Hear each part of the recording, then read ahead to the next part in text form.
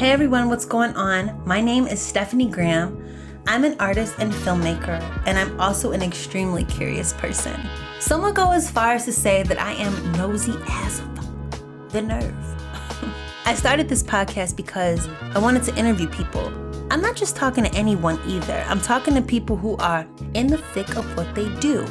I want to know how they live their life and how they get things done so that I can apply some of their savvy to my own life. I'm sharing this with you so that you too can do the same. We can do it together. We all got to start somewhere, and if you're not looking for practical info, stick around anyway because my guests are fascinating and it's my goal to get to the bottom of their I mean, aren't we all just a little bit curious of what it's like to live someone else's life? And if we do it the same?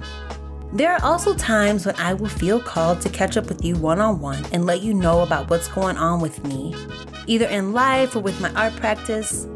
You didn't think I'd get the dirt on all these cool people and not let you know what's going on with me, did you? I mean, I'm a Libra. We believe in balance. Listen, I am a big believer that even though we are all different, we can still find ways to relate to each other. It's time to get down to business, so welcome to the Nosy AF podcast.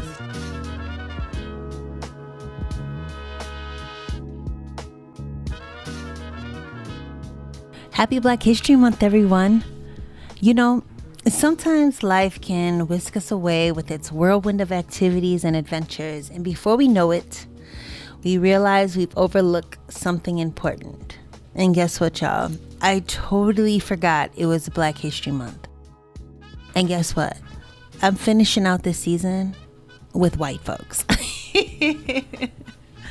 Oh my gosh, yo, I gotta tell you, I am so embarrassed. Like, what was I thinking? You know, I've just been so focused on being consistent and putting out episodes, and I just really wanted to share these conversations with the talented ladies in my residency cohort that I completely forgot to pay homage to this significant month. Like, when I create these seasons, I don't really think about like what's going on in the month that maybe I can work on. You know, I just be like, just zeroed in.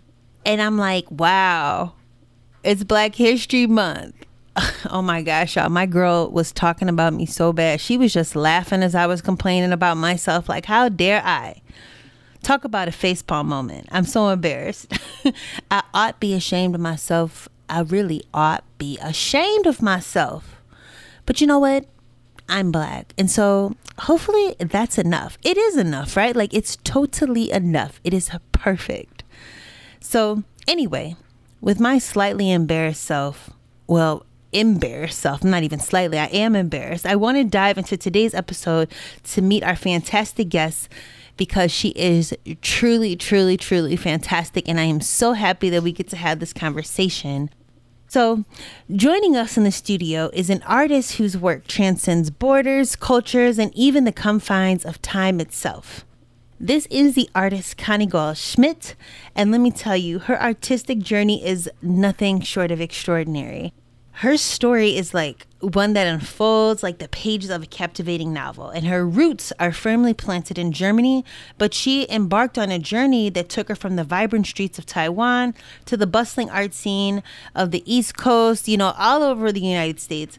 And along the way, she's absorbed some intricacies of each culture, weaving them into the fabric of who she is and who her art is.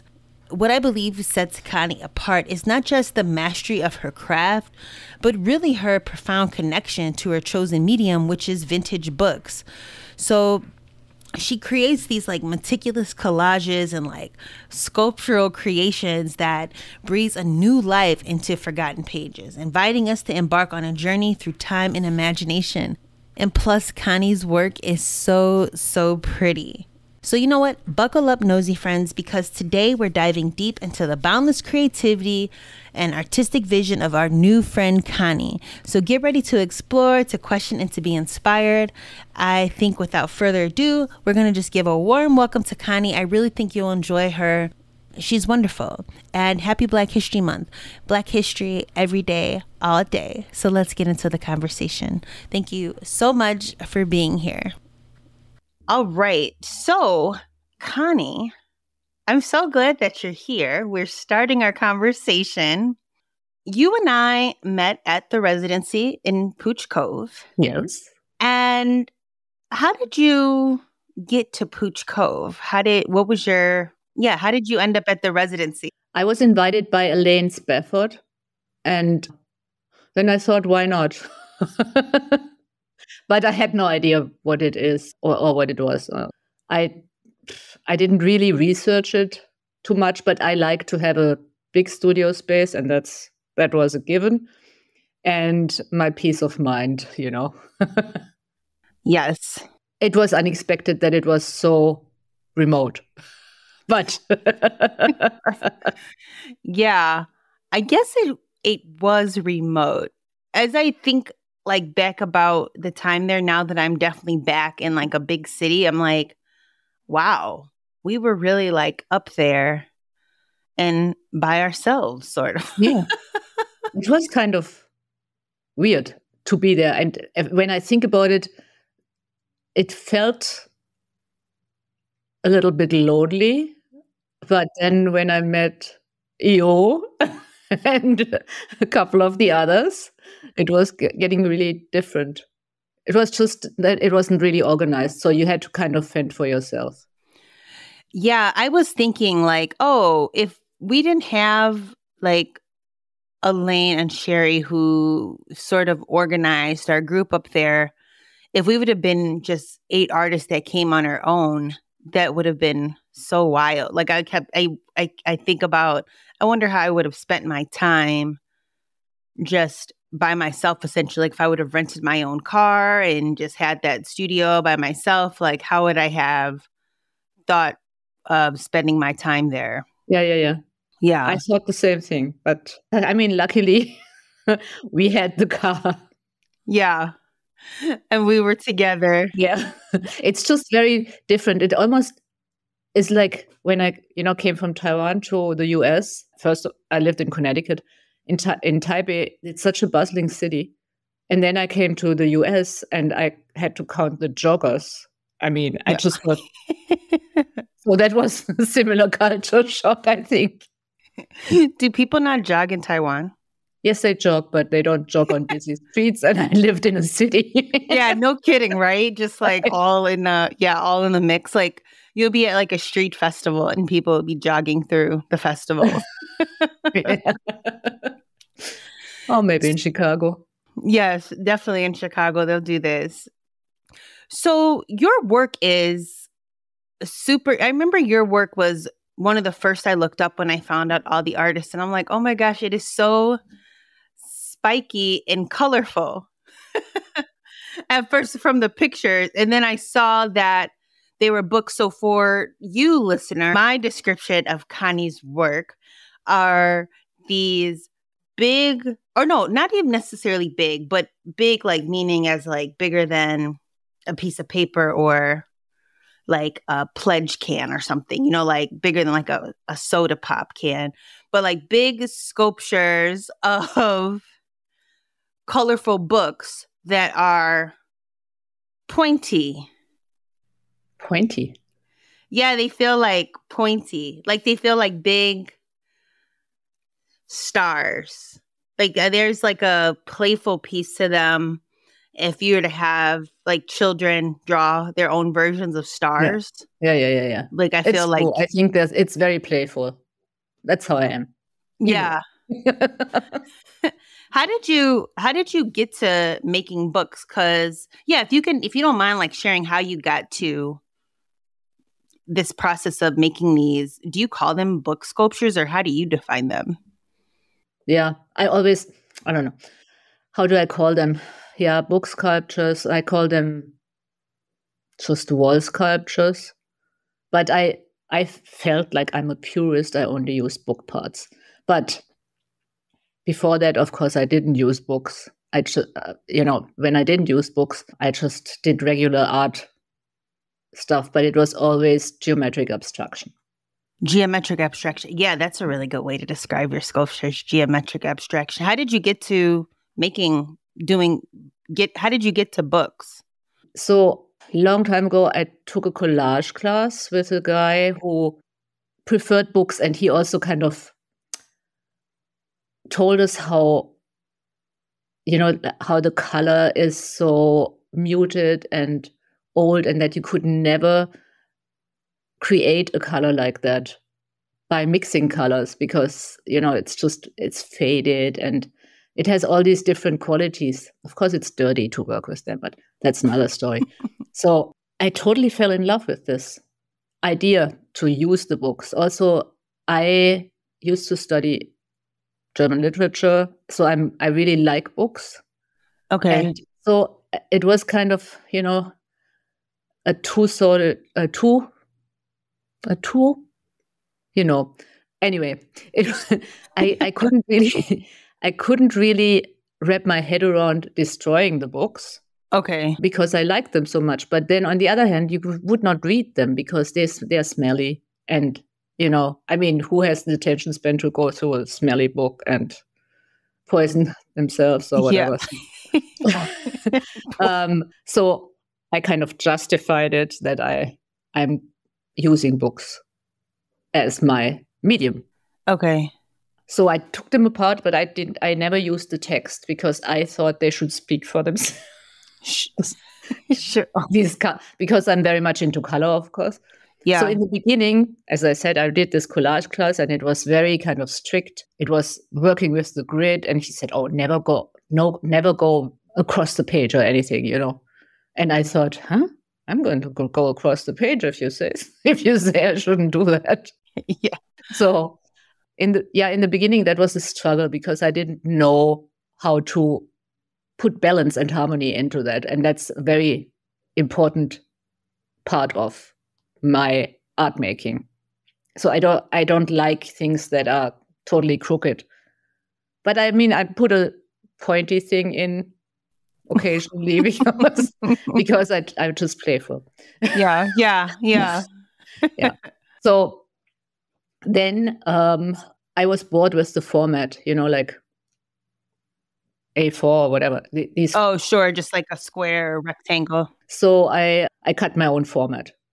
I think I'm a child. At heart, it's like when I was a child, I was exactly like that. If somebody told me I should do something, I just didn't. I just did the opposite. Or I was a daydreamer. I made up my story. I don't know. Maybe I should have gone not to a mathematics school or mathematic oriented or technical school, but to, some daydreamer school. I don't know. Yeah, no, well, I think I like the balance. I was going to ask, like, as you were talking, I'm like, oh, wow, it seems like, you're into adventure, right? Like, you're like, sure, I'll talk on your podcast. I'm into adventure and just sort of seeing where it goes. And then you have this like rebellious energy if someone's like, oh, go left, you'll go right. Like, where do you think that comes from? I don't really like that so much, but I just did this always, I always did things that were not allowed just to try it out because of adventure seeking. For example, I have a lot of scars on me because I was trying to, when I was 9 or something, I was trying to walk over a glass house and it didn't break because I was little. So I hopped on it. It didn't break. And then I just stomped on it and it broke. What is this glass house? Where was it? Is it like a miniature glass house?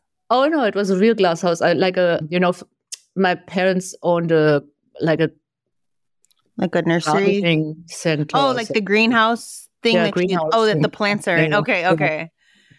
Of course, I was in trouble, but I knew this before. Why would I do that? It's always the same. Yes, because now you've caused damage. No, I didn't want to cause damage. I just wanted to try it out, Yeah. How far can I go? How far can you go? And that was the same when I left Germany to Taiwan. How far can I go? My parents said, no money from us. And I thought, okay, I better sell my artwork or something, or try to do something quick because, standing in a shop for 8 hours a day wouldn't give me enough money to go. So I sold all my artwork and I made quite a lot of money. I mean, of course, not thousands. Yes, it was actually thousands, but not like a big shot artist or something. But I thought I could survive for at least a year there. Of course, that didn't happen. 3 months, and I had to work. Yeah, yeah. Yeah. Because you've lived in 3 different cultures. Yeah. Can you tell us the 3 different cultures you've lived in? There's Taiwan. Go on. So before I lived in Germany, so I grew up in Germany, very orderly. The colors were totally different because, it's very Bauhaus, like blue, red, and like minimal. Yeah. Yeah, kind of strict, organized. Then when I went to Taiwan, it's different today than it was back then because there was martial law there. And it was very chaotic. Yeah. It was like, first of all, it was very polluted. So everything kind of looked muted, like my books. Wow. So like even just like walking is just like very muted? Wow. It's pretty bad. Wow. Oh, it was pretty bad. They totally cleaned up. Okay. They had a different taste, like they really liked this intense Chinese red, or pea green fridges, or, I just didn't understand the taste. Yeah. It turned me off, but then I loved it. I was always kind of appalled. And then when I got to know it closer, I fell in love with it. Yeah. So that's like, and you never thought when you got there and you saw all this pollution and pea green fridges, but also bright red, you were like, you know what? Let me get out of here.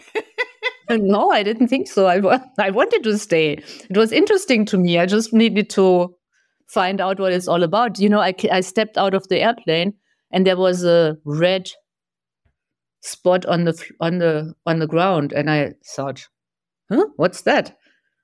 Do they all have lung disease? They spit this out, but it's betel nut. Yeah, it's just a different culture. The taxi drivers, they use betel nuts to stay awake. Oh, wow. So they just eat, they eat it and spit out the nut? Yeah, they chew it and then they spit out the juice. The juice. Oh, wow. It's pretty disgusting, but I thought it's blood. Yeah.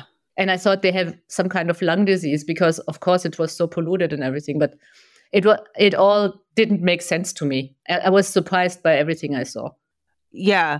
Was Taiwan okay, so you're leaving Germany, but how did you decide on Taiwan versus going to China? Anywhere else? Yeah. Or Italy? I actually studied Chinese. Okay. And it's very hard to learn a language when you are in your own country, I just thought I need, first time I went, I thought I need to kind of experience this and then see whether because it sounds ugly if you don't, if you don't know it. It's the same with German. It sounds so harsh. And then when you are German or when you live there, it's totally normal. Sure. So, yeah, that was the reason. I studied Chinese. And then what do you do with Chinese in Germany? Not so much. Unless you want to be an academic. And you lived there for a while, right? 11 years. 11 years, yeah. Wow. That's so cool. I like the theme of it seems like a trajectory of your career, sort of like, why not? Yeah. Yeah, but that part of me is very naive, or was very naive. Maybe it's still very naive. I just do things because I'm interested and I don't really want to think about the consequences. Although, of course, the smart Conny thinks about consequences. Yeah. I don't want to be smart. Yeah. Man, that's interesting. I feel like I'm always in my head like I should be more not smart. Like everything I do, I feel like has some type of smart approach. People if I say something, people yeah, that's really smart. Yeah, that's smart. That's a smart way to think about it. And I should just be like, what if I just let go of all of that? But it's also actually not smart because the experience you have if you're naive are incredible. I mean, sometimes, of course, it's getting dangerous. I could tell you so many stories about that, but in general, I made so many friends, and I saw so many things. I traveled in China. I didn't really, I was not afraid. Yeah.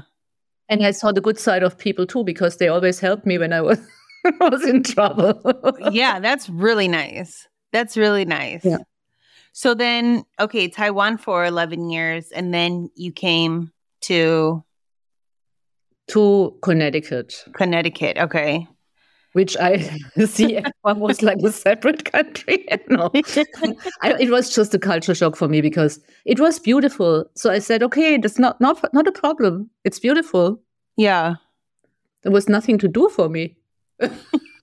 And what were the colors of Connecticut? Green. Green. Green.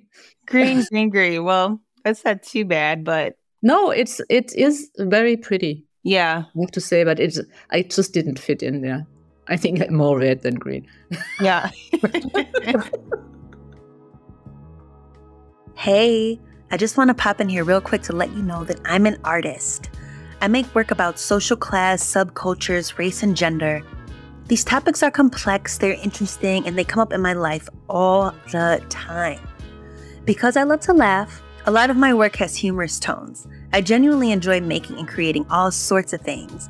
My main medium is photography and film, but I also enjoy organizing art events.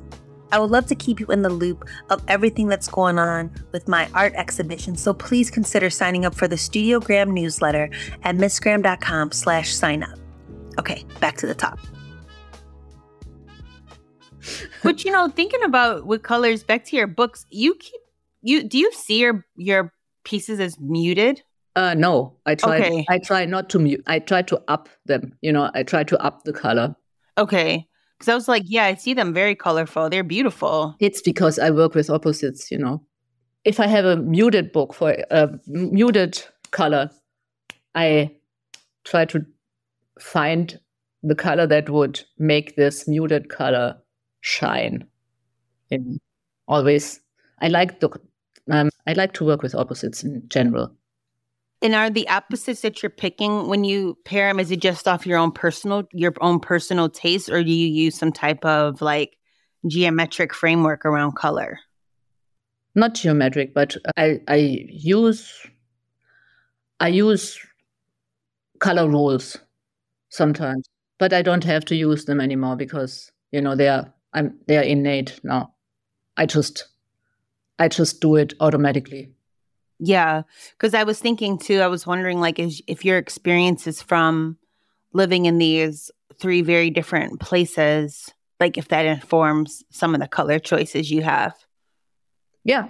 But is it like, would that be intentional, or is that just because it's a part of you now having had these experiences? So it's like maybe just it's like definitely because of the experiences. I think I would have shied away from these colors very often.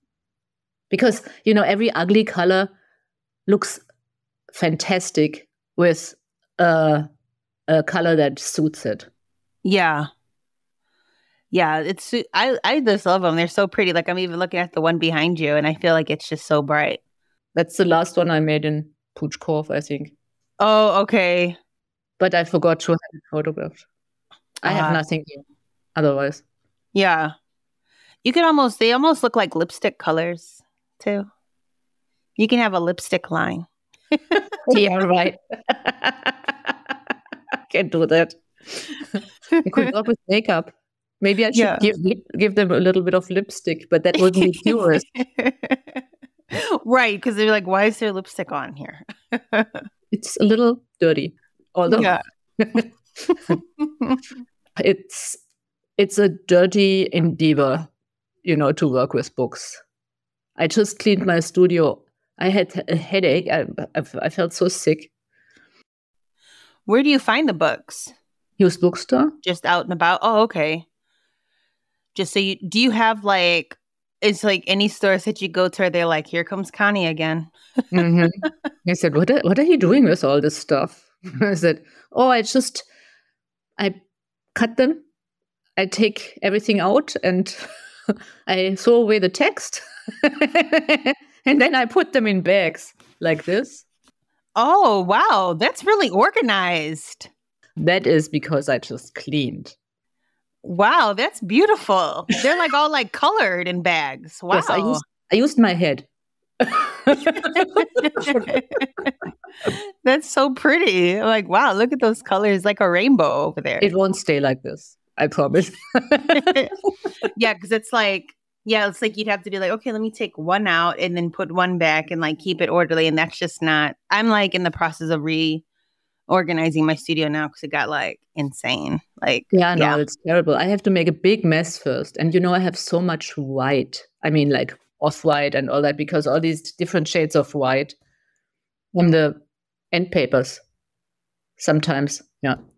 And I need them because I make the back of, I use them for the back of the sculptures. So I can write my name on a clean surface. Okay. Yeah, that's nice. Yeah. And also you can make it look more dimensional. It's not dimensional necessarily. I work with, how to say, it just looks as if it's more back in space if you use different kinds of whites. Okay. Yeah. Just like floating? No, more three-dimensional. But it's not three-dimensional. I just pretend it's three-dimensional. What to explain? If you were an artist, what else would you be doing, you think? Have you ever like had a thought of like another career? Yeah, I was looking at garbage collectors and I thought, not even this I can do. No, I think I would be a good writer. I really like to write. But invent more like creative writing, inventing stories.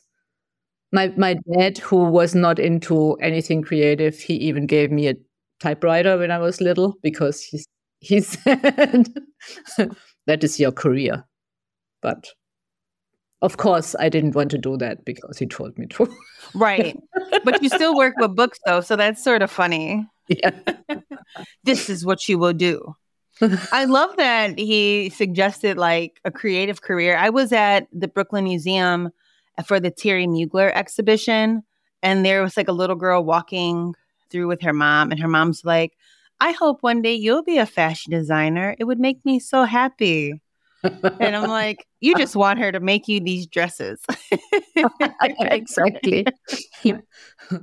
No, I think the expectations I think I was very creative from the get-go. I played by myself. I hated games to play with other people. I just did a lot of imaginary stuff. Yeah. No, I love that. I'm always playing imagination like all the time, like always making up stuff, and I have fun with it. Yeah, you are a creative writer, aren't you? I should write. I mean, I've written before, but you know what? When you bring up writing, like I remember a teacher also told me to write. Maybe I was being rebellious and like, don't tell me what you do. Yeah, exactly. I think that's probably normal teenager. Well, I also just shut down if somebody asked me to do something. I just stared out of the window and thought about something else. That's true. I don't like people to tell me to do stuff. Maybe we are both stubborn. Yeah, that's a good word for it. I mean, like I'll do it, but it's like I'm going to do it not right now, but in a minute. That way I'm making the decision. In my minute. That's my minute is not 60 seconds. That's right. Breaking the rules. Mm. Yes. I love that do you see, like artists, so many artists, like I want to ask like being like an artist that's like represented by a gallery. That seems like that's like a goal for so many artists, Do you think that that's like, is that helpful in your art career to like have like the assistance of like gallery representation, you think? I really think it helped me a lot, but I never applied to any gallery. It kind of came by itself. they found me, and they are very supportive, I have to say. And the galleries that were not very supportive, I just said goodbye.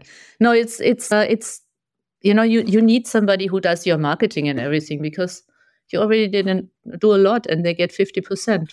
Yeah, it's been interesting to see, like, it's nice that you're like, oh yeah, the galleries that weren't helpful, I said goodbye to, because I feel like, I want a gallery representation. I think it would be great. I feel like sometimes my art career is so varied, like with the different mediums, that it's hard to find a gallerist that would take that on. But what I was trying to say was that I think it is cool that you were like by galleries, because it feels like so many people put like galleries on a pedestal. Like, so if they get gallery representation, like, oh, that's so great. But then, like, if the gallery's not treating them well, they still sort of put up with it because they have gallery representation, Does that make sense? Yeah. It kills me. I can't do that. I feel like a slave then. Yeah. It's just like, yeah, it's good. It's nice to know that, like, to think of the gallery as like a partner, like a supportive partner, versus just like. Exactly. Yeah. Yeah. I sort of see it as like equated to like musicians with record labels. Like, is this record label actually supporting your career, or do you just feel stuck and stifled here? Pressure, and you really need to get if out? people pressure you all the time, that's terrible. I mean, I got commissions through my galleries. Originally, I said, no, I don't want to do commissions. Actually, because I was too shy. Maybe I was lazy. I don't know. But these commissions helped me so much with, progressing my work, that they always told me the expectations. When I got nervous, I always could ask questions about it. Like, yeah, you're not like expected to know everything. Yeah, exactly. Yeah. And they did the whole paperwork. That's important for me because I hate paperwork. Oh my gosh, I hate paperwork too. Actually, I like paperwork, but when it gets to be overwhelming, like if I have a lot of like paperwork, like around tax time when you have to like organize everything, that like overwhelms me. But if it's like a day-to-day thing and there's paperwork, or like I almost include emails as paperwork if I have to do that, then it's like, yeah, it's like, oh my gosh. No, for me it goes really far. When I get a letter and it looks official, I put it to the side. I never open it. I have a husband. He can do that. He can do it. That's good. No. Yeah, I know. I had to get like put myself on like just automatic payments, for like bills and stuff, because it's like I don't want to like have to deal with it. Like I just know the number that I need to make sure is in my account to pay everything. Exactly. And then like keep it going, because it's just too much. It's too much, yeah. Yeah. It's like I feel like even like what my studio got overwhelmed. It's just like papers everywhere. And I'm like, get out of here. That's why I cleaned. Yeah. It feels good. It does feel good. It's like I love clean spaces, but then like if I make a mess, I'm like, why did I do that? And then it overwhelms me. But then you clean and everything's okay again. Oh, and see, that was the good thing about a residency. You start from scratch. You clean up other people's mess and then make your own mess. But it's so much space that, in a month, I think you can clean up a month's mess. Yes. Easily. Yeah. I know.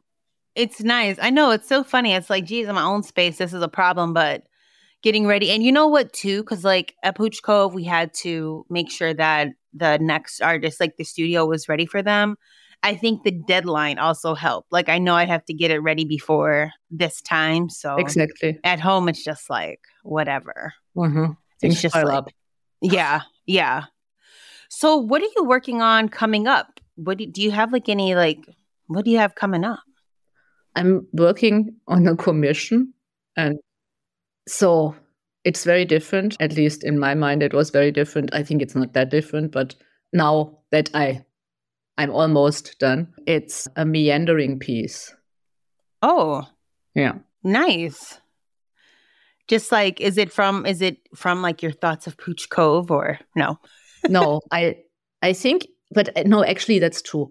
because in Pouch Cove, I thought about this commission and it scared me. Sometimes it kept me up because it's big and as I said, meandering. So there are technical problems. Okay. How big is it? Like 1 billion feet? No, it's not. But I have books. That's my medium. So yeah, they're small. So in order to make it, I should. You want to see it? If you want to share it, you don't have to. It's up to you. Whatever you feel comfortable with. I don't mind. Okay. It's almost finished. So. Oh, yes. Okay. Oh, yeah, that is large. Mm-hmm. I like it. It's pretty large. It's probably my size. But I didn't know how to do this. And of course, I wanted to make it right for these people who already bought the piece. So they sent me all these pictures like wallpaper where it goes on top of, and I thought, oh, but I think it will be fine. Yeah. Yeah, because like for commissions, like if people, like how do you feel about that? Like if people, I feel like maybe I guess now it's like art is decorative object, right? When they're like, well, it's going to be here. So they want it to be like in harmony with their space, which is interesting because usually like if I buy work, I'm never thinking like, oh, this will go good in this room. Like I just buy it because I like it and then I'll figure that out later, I guess. I will put it in the bathroom. Yeah. No, I think to be fair, every time I get really nervous when I have to do commission, but I like the challenge. Mm-hmm. And I actually like interior decoration or interior design. So yeah, me too. It kind of inspires me. Pretty. I had one piece that went in a very traditional space. I mean, and it was very out of the box, the piece. And it looked fantastic. I mean, it was such a surprise for me. I think I learn from these things a lot. My goal is more learning, I guess. That's a great goal. Learning forever. Yeah. Heck yeah, we should get it like tattooed like or not. Like tattooed like on my neck, learning forever. Oh my God. We talked about that. Tattoos are not my thing. I mean, I like to dream about having a tattoo, but I don't want to go through the procedure. And I designed tattoos for one of my daughters. Oh, really? Oh, that's fun. Does she have a lot? Abstraction. That's a really cool. That could be fun. Like do like some fake tattoos or something. Not tattoos, yeah. Yeah. That's so sweet. Oh my gosh. I love that. Well, Connie, that's all the questions. Oh, no, I do have one more question. Out of all the 3 places that you lived, I sometimes like go off this philosophy, which I'm not necessarily sure people subscribe to it, but I know like, even though we all are so different, there's all these different cultures, there's always like things that we can relate to each other on. Like there are similarities. And so I'm just curious, like through these 3 very distinct cultures you've been a part of, did you find any similarities like between all 3? I just think people are people. And living in these really very different cultures made me realize that we all come with our, like prejudice towards the other culture. And then when you live there for a little bit, it goes away. So I think everybody should just switch places all the time because we can all be friends. Or frenemies. I mean, the similarity is just, they're just people. Some are nice, some are not, but it's everywhere the same thing. Okay. I was more hung up on the, how history influenced, or history and religion and everything influences the people to become what they are. That makes a difference, but they are born as people, Absolutely. Yeah, absolutely. It makes a difference. Yeah. I like that. And we all found each other in Pouch Cove. Yes. What a dream. What a dream. I know. You know what? I mean, I know I've told you about this. When I came home and I was cooking and I was cleaning up and I was putting stuff in that dishwasher, I'm just like, I love you, dishwasher. Never leave me again. And then there was someone on TikTok that I guess they have these like little mini dishwashers that are like maybe like 4x4. They sit on the countertop and you like attach the hose to the sink and it like runs through some weird cycle. Yeah. And I was like, I need to find this and travel with it. Just because it made me realize in Pouch Cove how much dishes I make, because I'm always used to like, I'll just get like a clean dish, because then at the end of the day, I'll like be too busy, like stop and wash. I'll just get something clean. And then I would put everything in the dishwasher at night and run it at night. And so when I was at Pouch Cove with that same habit, I was like, oh, look at all these dishes I've made. I totally changed my habit there. I immediately washed them up and then just... It took me a while to get like that. Then I stopped. I stopped doing that once I realized the mess I was making. Then I did like the one cup, one plate, and wash it each time. Yeah. Which animal will approach you? Yes. You got to learn to adapt quick. The dishwashing animal. Yeah. Oh my gosh. Well, Connie, this has been wonderful. I'm so happy that you decided to share your work with us. You're very welcome. I'm very excited that you asked me to share my work with you. Thank you.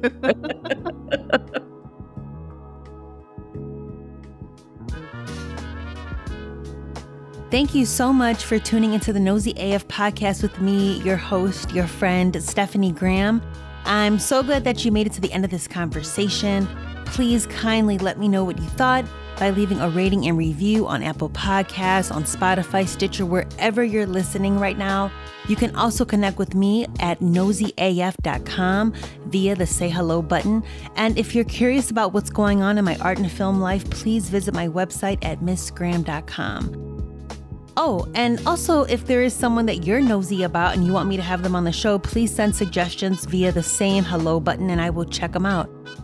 Until next time, thank you so much for being you and see you soon. Peace.